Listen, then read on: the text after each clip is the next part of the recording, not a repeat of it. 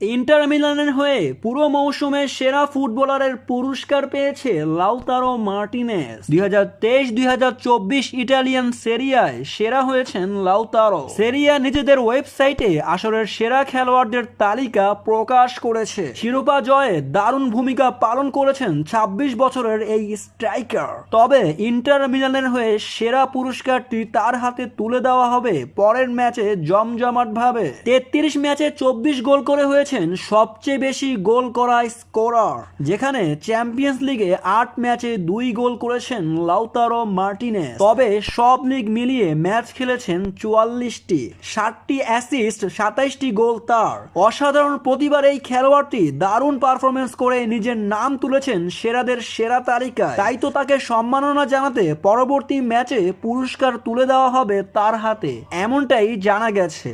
Lautaro Martinez বিশ্বের সেরা সেরা ফুটবলারদের পিছে ফেলিয়ে এখন সেরাদের তালিকায় সবার উপরে আছেন লাউতারো। তবে আরও জানতে এই চ্যানেলটিকে এখনই সাবস্ক্রাইব করুন।